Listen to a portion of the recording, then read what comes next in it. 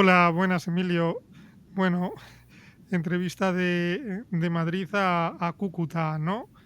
Tú estás en la biblioteca, en una de las bibliotecas públicas de Cúcuta, ahora mismo, En ¿no? este momento estoy en Bogotá, Ah, ahora estás en Bogotá. Ujú. Muy pero bien. habitualmente pues vivimos en Cúcuta y el proyecto lo coordinamos desde Cúcuta. Mm. Sí, que llevas ya unos cuantos años con el proyecto. Bueno, te voy a preguntar primero por cómo empezaste en Madrid, ¿vale? Si te parece, porque yo, pues nos conocimos, te conocí hace un montón, hará 20 y pico años, y ya tenías la Asociación para Educar en la No Violencia.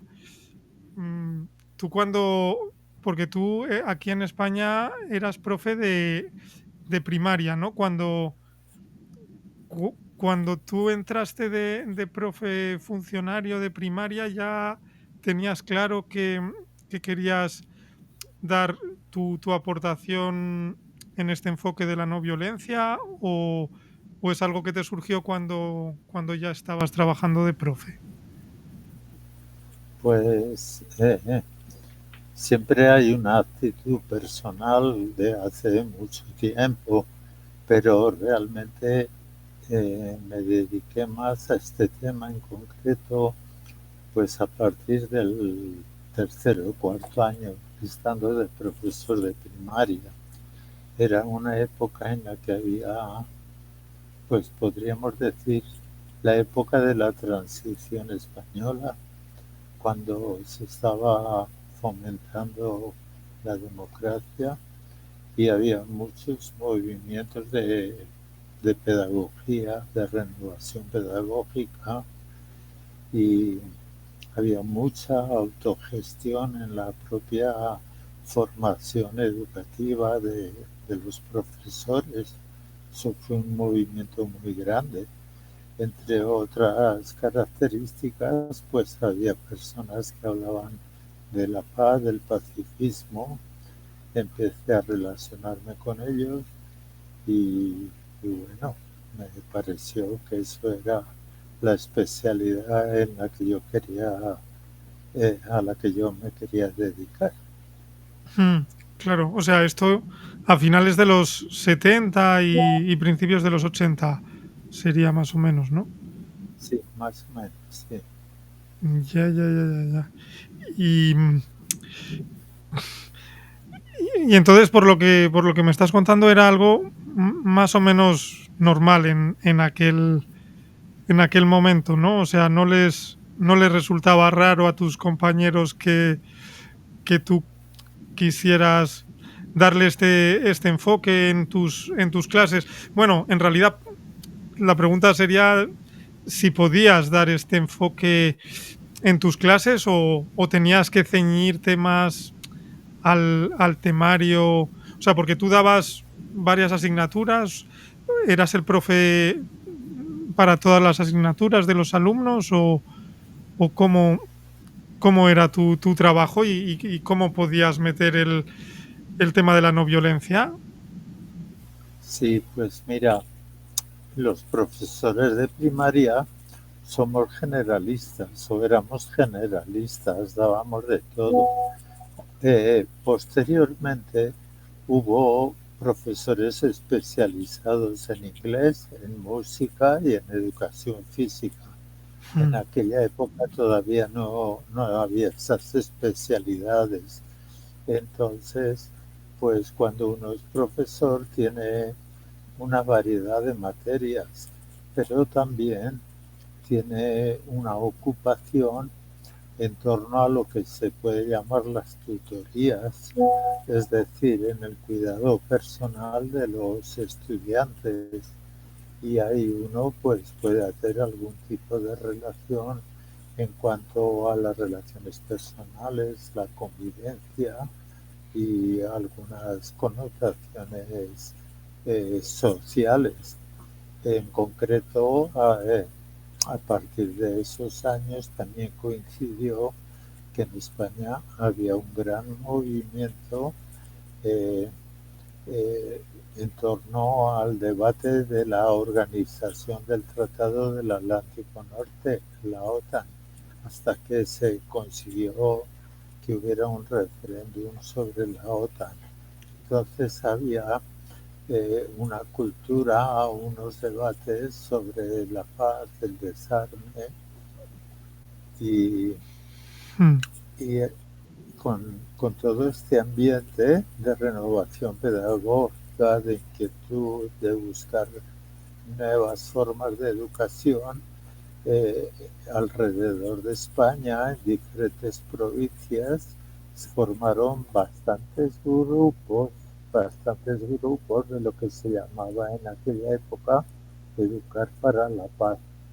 Entonces, pues nos íbamos relacionando, nos íbamos conociendo, íbamos intercambiando experiencias, se convocaban cursillos, talleres, participábamos en unos, en otros, nos visitábamos y se fue creando, sí, un ambiente que ya no es tanto, pero que ha dejado su semilla. mm. Claro, claro, qué interesante. Sí, porque, o sea, primero entraste de profe, luego formaste la asociación para educar en la no violencia que aguantó. Bueno, sigue funcionando el proyecto en Madrid también, sí, ¿no? Vamos, hace unos años que nos vimos, me dijiste que sí. No sé si seguirá. ¿Ahora mismo Pero sigue con talleres? En Madrid ya no funciona tanto como funcionó. Ya. En Madrid hemos trabajado mucho, pues a raíz de las relaciones personales que yo tenía con los colegios, con las maestras, los maestros, pues hubo un momento en que hicimos muchos talleres en los colegios de manera voluntaria, en muchos colegios, pero bueno, eh, la gente ha ido cambiando, las profesoras han ido cambiando, las profesoras de aquella época ya son más mayores, se han jubilado Mm, y ahora pues realmente como yo empecé a viajar a Colombia y América Latina, pues ese campo se quedó un poco descuidado y ahora está en paños menores en Madrid, podríamos decir. Sí que se ya. hacen algunos talleres en en la Universidad Complutense, en, en la Juan Carlos I y en algún colegio, pero muchísimo menos de lo que estábamos haciendo hace 10 años en Madrid. Sin embargo, aquí, pues aquí se ha multiplicado mucho. Mm, ya. Sí, sí, ahí que además en Colombia con este problema de, bueno, por un lado de la guerrilla y por otro lado de los paramilitares, supongo que hace que es incluso más necesario que en España, ¿no? Educar para la no violencia. Yo creo que es necesario en todos los lados, en Mm, cualquier lado del mundo. Lo que ya, pasa es que aquí, claro, la gente tiene la violencia más cerca, la tiene a la puerta de su casa, en su propio barrio. Entonces sí, la gente es más sensible a ya, la violencia. ya.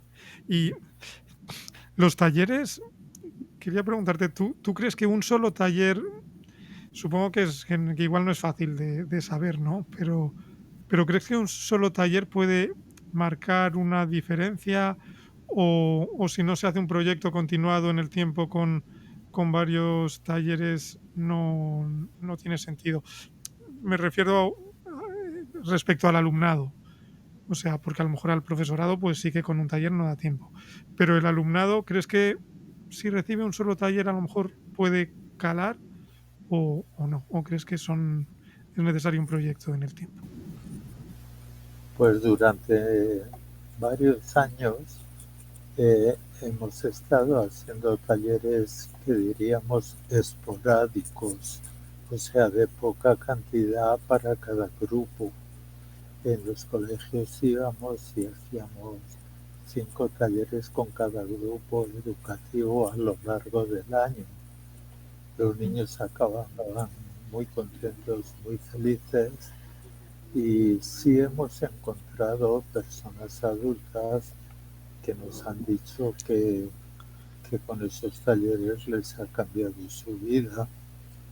Claro que la no violencia es muy amplia, muy compleja y exige un gran seguimiento, pero realmente en este momento estamos dando prioridad y preferencia a los proyectos de larga duración. Mm. En estos momentos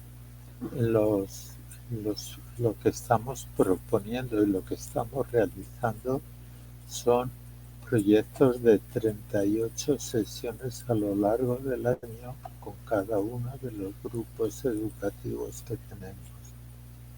Y Mm. eso quiere decir que nos hemos salido de los colegios, porque claro, un colegio no nos puede permitir que hagamos 38 sesiones educativas a lo largo del año, porque tienen muchas materias que estudiar.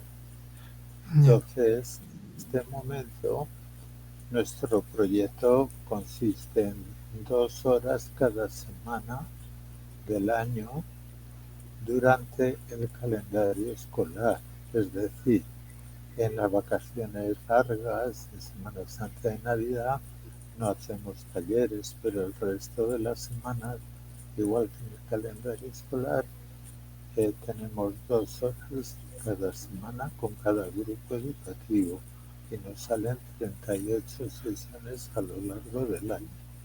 Ah, jolín, pues es muchísimo, qué bien, porque, son como actividades extraescolares, o sea, van los alumnos porque deciden ir o bueno, porque sus familias les mandan allí, si son pequeños, porque lo ven útil. Pues, Claro. jolín.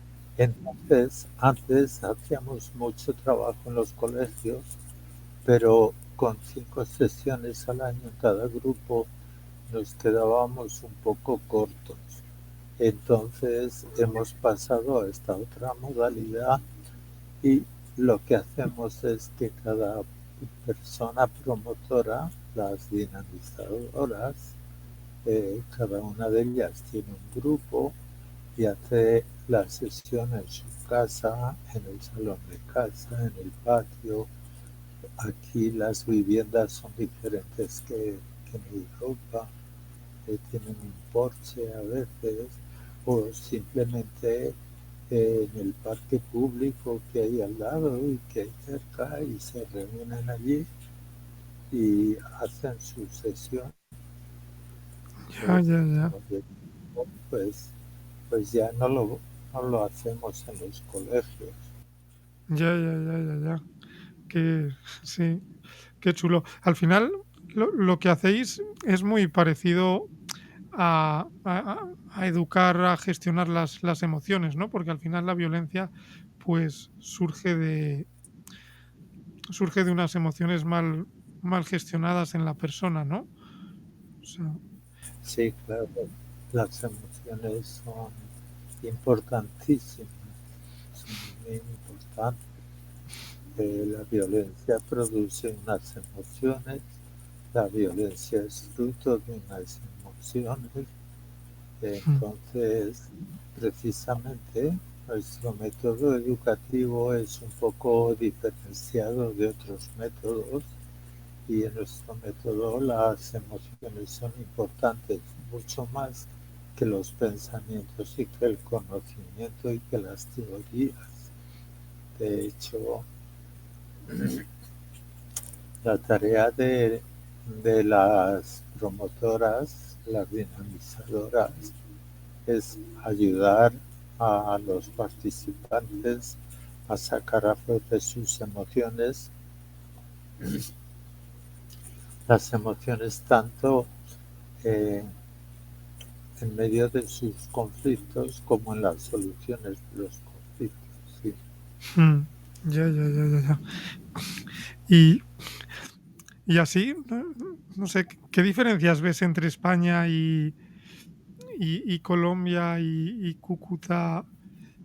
Pues no sé, en la manera de vivir, porque me dijiste que es una zona muy, muy pobre, ¿no? Donde hay gente que vive con $2 al día y no sé, pues, por ejemplo, ¿has percibido que la gente es más infeliz allí que aquí en España? ¿O qué es cuáles son las cosas, las diferencias más grandes que has visto tú, además que bueno, que conoces lo que un ciudadano normal, pero además conoces, pues conoces más a la gente, ¿no? Gracias a la labor pedagógica que hacéis. Claro, la gente es mucho más pobre, mucho más pobre. En Colombia hay personas ricas, hay ciudades ricas, pero hay gran cantidad de barrios con mucha y poblaciones, localidades con mucha gente pobre. Diríamos que como al mínimo el 60% de la población es bastante pobre. Eso se refleja en la alimentación, en el desempleo, en el rebusque. El rebusque es que tienen que estar buscando empleos esporádicos, limitados, con frecuencia, cambian de empleo con frecuencia y pocos contratos laborales. eh, y en el tema de la salud es muy importante porque como la alimentación es muy elemental y sencilla, pues la salud es más frágil y se pueden enfermar con más facilidad. Y también, pues, eh, yo reconozco que los doctores, los médicos y las doctoras son de buena calidad, pero luego las personas no tienen posibilidad de acudir a la consulta médica por la distancia con los consultorios, por el transporte, no tienen para pagar las pruebas médicas, pero, pero la gente procura ser feliz. Ellos se inventan la forma de ser felices, viven el momento, el día a día, disfrutan con su familia, con las personas que les quieren, Mm, procuran hacer sus fiestas, les gusta la música, les gusta cantar, bailar y lógicamente no tienen el bienestar que hay en otros lugares, pero el tiempo que tienen, pues procuran ser felices. ujú. Ya, ya, ya, ya, ya. Pues, pues muy bien. Quería preguntarte también, ¿no? Por el tema, cambiando un poco de tercio, si te parece, em, por el tema de la objeción fiscal, porque, bueno, me imagino que tú serías insumiso en su día, ¿no? O tú me imagino que no harías la mili o te obligaron a hacer la mili. Tuviste que pasar por... Bueno, es que yo ya tengo cierta edad. Cuando a mí me tocaba hacer la mili, eh, las campañas de objeción de conciencia estaban empezando Ya, y no se conoce mucho eso. Yo escuché que algunas personas, que algunos jovencitos se habían negado a hacer la mili y les ponían 3 años de cárcel. joder, Y después, cuando terminaba la cárcel, todavía estaban en edad juvenil, entonces les mandaban otra vez al servicio militar y les ponían otra vez en cárcel. joder, Yo no tenía de apoyo como para tomar esa decisión, claro, así que hice el servicio militar de manera, pues, pues obligado. como obligado y procurando pues darle poca importancia y sobrepasando eso, ¿sí? Pero después, pues yo siempre he colaborado con los movimientos de objeción de conciencia al servicio militar, colaborando con otros jóvenes, que ese movimiento en España pues tuvo un gran peso y mucha gente apoyábamos. Llegó a haber miles de jóvenes que se negaban a ir al servicio militar y bueno, pues te cuento que aquí en Colombia también he conocido a los objetores de conciencia, he colaborado con ellos, seguimos colaborando en la medida de lo posible. Lo que sucede es que los gobiernos pues también son inteligentes, entonces cuando unos jóvenes no quieren, en lugar de oponerse a los objetores, lo que hacen es hacer la vista gorda, porque tienen suficientes jóvenes para el servicio militar. Entonces, en lugar de perseguir a los objetores, pues hacen la vista gorda y pasan sin cumplir el servicio militar. Claro, eso es aquí porque no hay una guerra directa, pero en países como Ucrania, como Rusia, como Israel, como Palestina, pues el servicio militar es obligatorio y a nadie le permiten que se escapee, sino que más bien todo lo contrario. El que no lo quiere cumplir, lo meten en la cárcel, le ponen dificultades bien complicadas, ¿sí? Hmm. Ya, sí, allí supongo que la única posibilidad pues es largarte del... Exacto, largarse del país.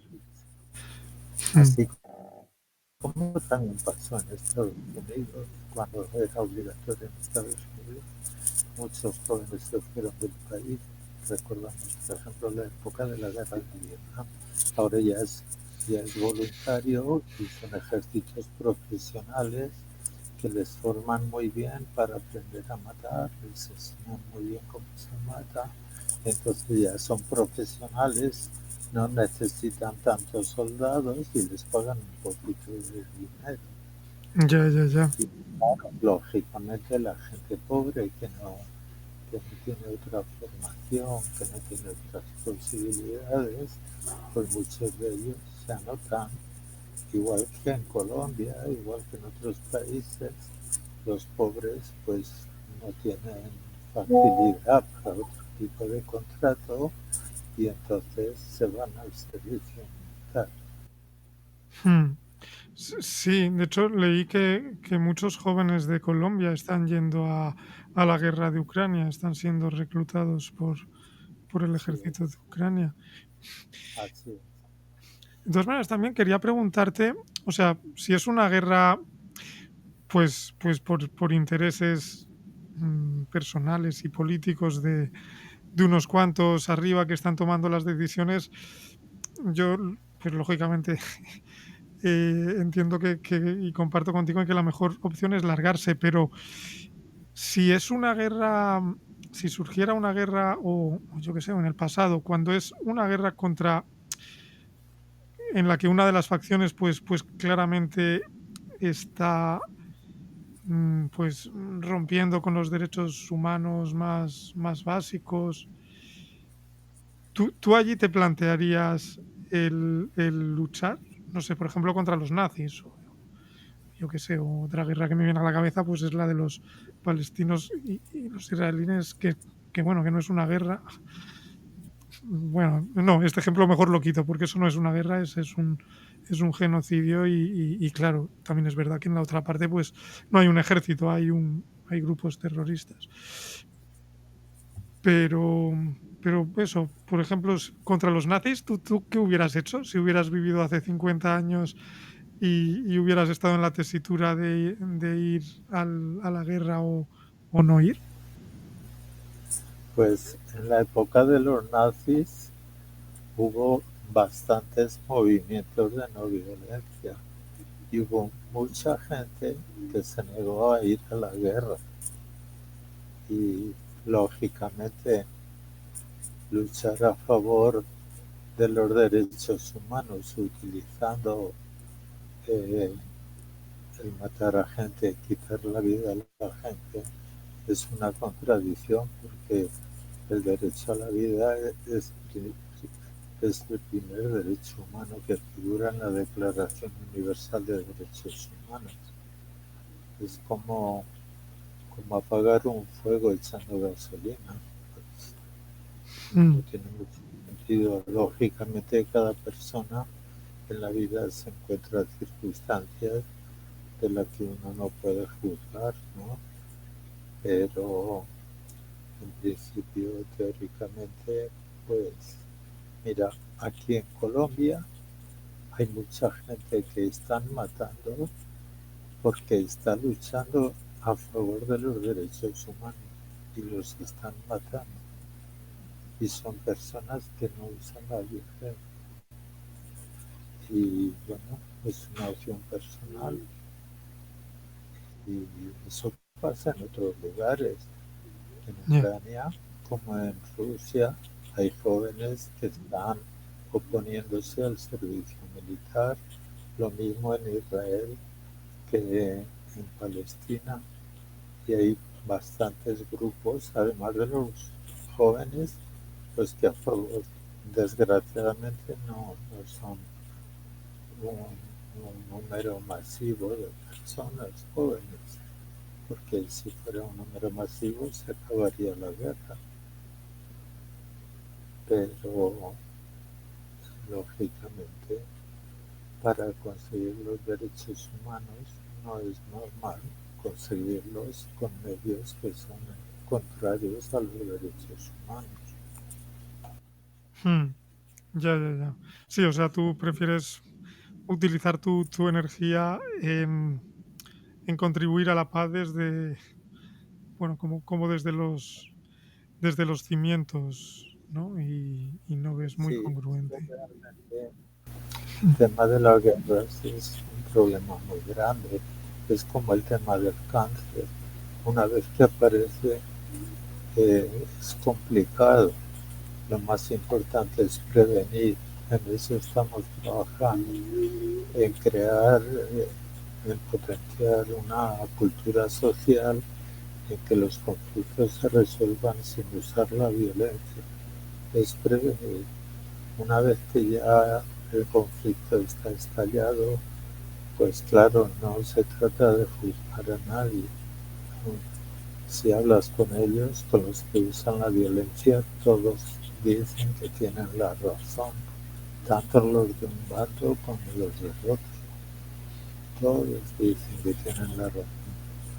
Vamos a trabajar por prevenir, para, vamos a trabajar para que la gente aprenda a resolver conflictos sin usar la violencia. Por lo demás, en conflictos que ya han estallado, pues hay personas que toman una opción y hay personas que toman otra. Y cada día tenemos noticias de personas pues que son maltratadas, incluso masacradas. Hoy mismo en el periódico de Colombia he leído de una masacre. Así es, todos los días. El mundo es muy grande y están matando a mucha gente por todos los lados. Mm.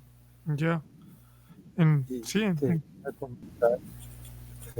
te quería comentar algo que tú has mencionado antes.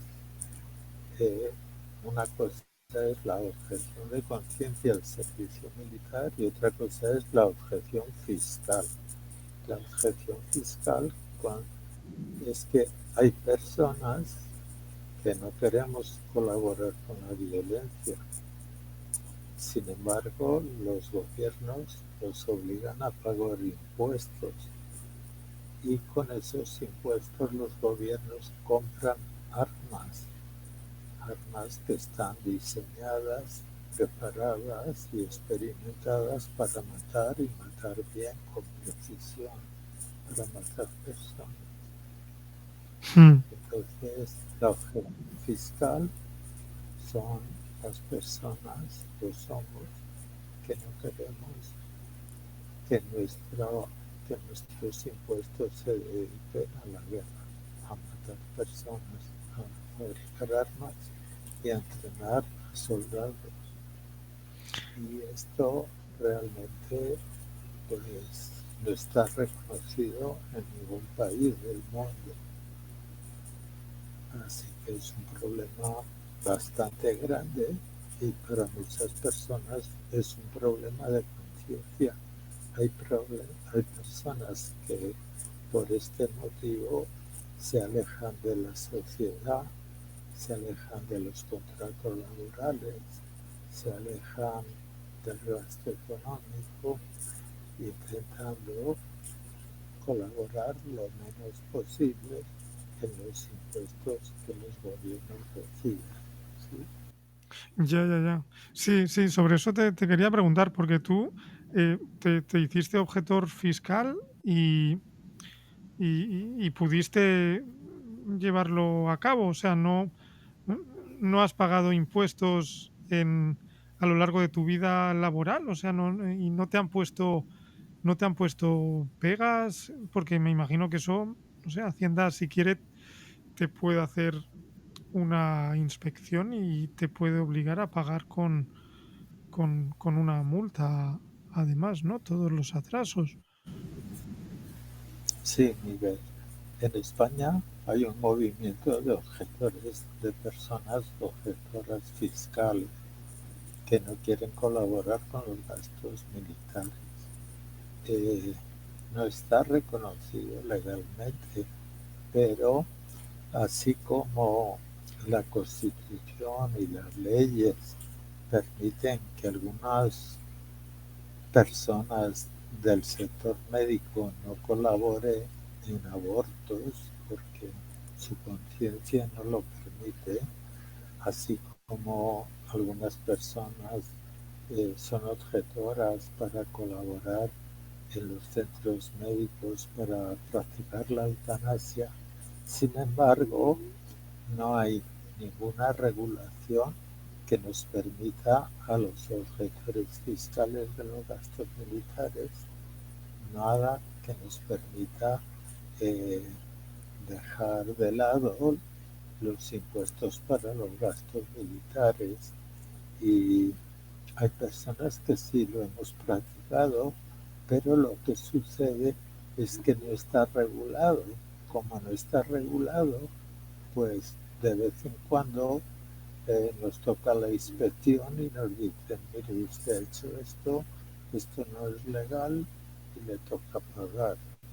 Entonces, pues cuando nos pillan, por decirlo de alguna manera, cuando nos toca la revisión, que más o menos es cada 5 años o así te toca, entonces pues pagamos por no meternos en líos, aunque ha habido algún compañero que ha puesto algún recurso judicial, incluso alguno lo ha ganado, pero el problema de buscar abogados, de hacer recursos, de ir a fiscalía, todo eso lleva un tiempo y un dinero que a veces es mayor al dinero que están reclamando para la objeción fiscal.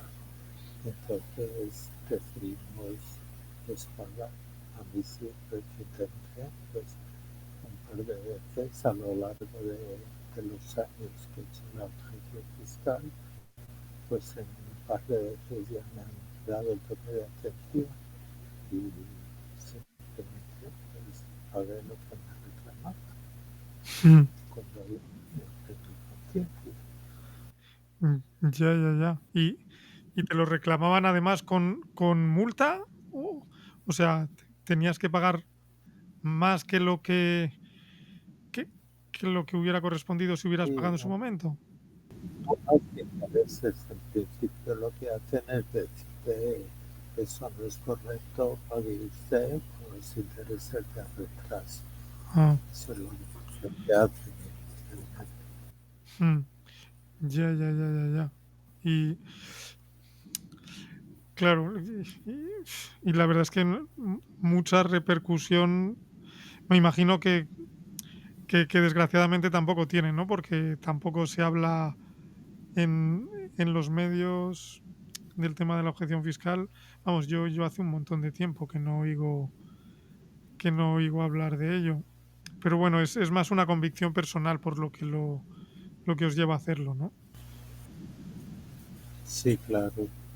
Realmente yo creo que en ningún periódico he leído nada sobre la objeción fiscal. Eso ya las personas que estamos interesadas y que nos gustan, nos vamos conociendo y hay algunas páginas web en las que hay información sobre el tema y nos vamos comunicando. Hmm. Ya, ya, ya, ya, ya. Pues claro, o sea, no hay ninguna web en específico para buscar información así que me puedas indicar. ¿Conoces, te viene ahora a la cabeza alguna? Pues de memoria no me la sé, Ya, pero pero bueno, sí sí, buscando en Google. Google pones objeción fiscal a los gastos militares en España y seguramente que aparece algunas páginas. Sí. Hay, hay páginas que cada año cuando llega la campaña de la declaración de la renta, pues van actualizando la información, van recordando cuántos son los gastos militares de este año y Hmm. Ya, ya, ya. como el formulario de la declaración cada año cambia un poquito, pues hay una pequeña orientación para ver cómo hacer la declaración de la renta. Ya, ya, ya. Claro. Y, y te quería preguntar también en la política española, ¿hay algún partido que creas que bueno, que defiende, que encarna en su en su en su esencia o en su programa más el tema de la no violencia? ¿O, o crees que al final cuando llegan al poder, pues acaban aceptando, ¿no? Porque Sumar creo que al principio estaba bastante en contra, pero luego aceptó el tema de la subida del presupuesto en gasto militar. Pero bueno, aún así, ¿tú qué piensas? ¿Piensas que son todos iguales o no? No hay ningún partido que se identifique con la no violencia. Hace años había un partido que se llamaba el Partido Humanista, que sí se identificaba con la no violencia, pero no se presentaba a las elecciones de manera aislada, sino integrado en Izquierda Unida. Últimamente, pues Podemos, Izquierda Unida, son críticos con los gastos militares del gobierno, pero lo único que hacen es criticar, porque a la hora de la verdad, incluso con sus votos, están apoyando la política militarista del gobierno actual, porque no sé si se sabe que el gobierno actual, pues de izquierdas y progresista, sin embargo, es el gobierno que más ha aumentado los gastos militares en toda la historia de nuestro país. Y no ha aumentado cualquier cosa, ha aumentado una cantidad increíblemente grande, como por ejemplo un 30% aproximadamente más de lo que había anteriormente. Estamos muy preocupados con esa situación. Ya. ¿Y en Colombia ha cambiado la situación con Petro? Porque, no sé, me decías antes que cada dos por tres también hay masacres ahí en Colombia. No sé, ¿ha mejorado la situación en cuanto a no violencia? Re- Petro inició la inició su mandato con una propuesta que se llamaba, pues se llama Paz Total. Paz Total, cuando se escuchaba eso, el gobierno se refería a negociar con todos los grupos armados para que dejaran las armas. Y en ese sentido, pues entran eh, tanto grupos de guerrilla de izquierda como de paramilitares de derecha. Pero pues se encuentra con muchas dificultades porque la guerra y la violencia incluye muchos elementos políticos, pero también económicos. Muchos grupos armados en Colombia y en otros lugares funcionan y sobreviven por motivos de sobrevivir, de vivir, de tener su negocio, de tener sus ingresos. Gracias a la violencia consiguen ingresos. Mucha gente que no tiene otra forma de vida, pues se mete en los grupos armados para tener una forma de vivir como quien vive trabajando, pues ellos viven amenazando, matando y con eso consiguen sus ingresos, especialmente en un país como este, en el que el tráfico de la droga, de la coca, es ilegal. Entonces los grupos armados utilizan su fuerza armada para presionar a la sociedad, a los empresarios, a los trabajadores y conseguir pues lo que en España se llamaría impuestos revolucionarios, que aquí son que los grupos armados pues ponen sus impuestos a la población para ellos tener su desarrollo. Por otro Pues, lado, pues no, ah, no, no, acaba si vas. Sí. ¿Sí? por otro lado, Petro pues sí tiene muy buenas intenciones, quiere que disminuya la violencia, es menos autoritario, menos militarista que los presidentes anteriores. El presupuesto del ejército no ha aumentado tanto. Me gustaría que disminuyera más, pero al menos con Petro no ha aumentado tanto. Petro no ha comprado tanto armamento como compraban los presidentes anteriores. Mm, Y además Petro ha hecho, han diseñado pues en el Parlamento de Colombia una ley para que los jóvenes que quieran puedan hacer un servicio por la paz, un servicio que no es con las armas, sino eso está empezando ahora, está empezando ahora, porque se han demorado mucho en legislar el proyecto, sí, pero ya está empezando la oportunidad de que los jóvenes chicos y chicas que quieran, en lugar de hacer el servicio militar, hagan un servicio social. mm, ya, ya, ya. Ah, bueno, sí que eso también estaba en España cuando era obligatorio el servicio militar, ¿no? Sí, Mm, eso también es bueno en España. Sí. mm. Pues, pues te quería preguntar también si, porque vuestros talleres yo creo que los enfocáis más a, a un poco a no ejercer la violencia en el ámbito pues personal o familiar o del colegio, ¿no?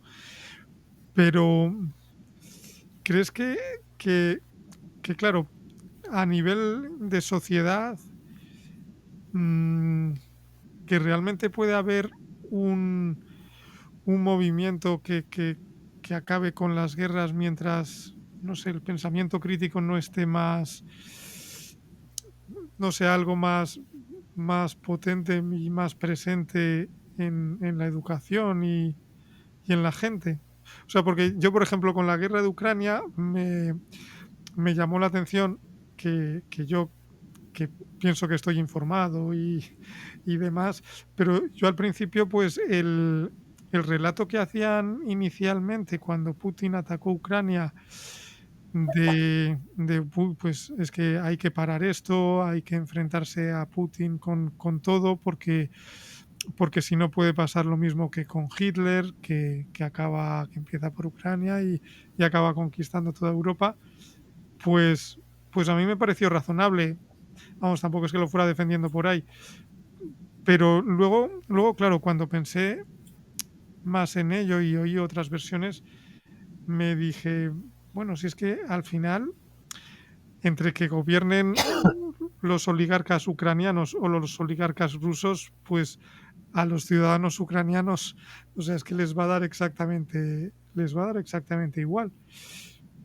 Y es una cosa que es bastante de cajón, ¿no? Pero sin embargo, yo creo que es un pensamiento bastante poco común. Y mientras, no sé, piensas que mientras no el pensamiento crítico no esté más enraizado en la gente, pues va a ser inevitable que la gente apoye las guerras y siga habiendo guerras, o, o crees que las habría de todas maneras, aunque la gente tenga pensamiento crítico y se oponga. No sé. O sea, un poco la pregunta es, ¿el pensamiento crítico Pues qué importancia te parece a ti que tiene dentro del tema de la claro, el violencia? pensamiento crítico, la base es fundamental, claro.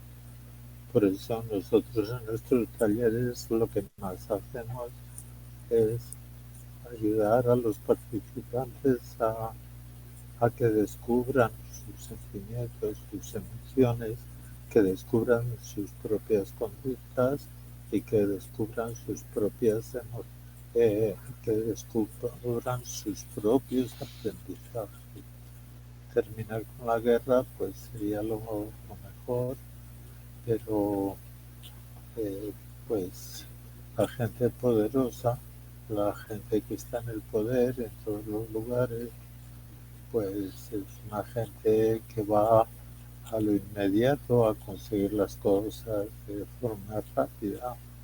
Entonces con la guerra consiguen con un poco más de rapidez eh, los objetivos políticos, los objetivos económicos.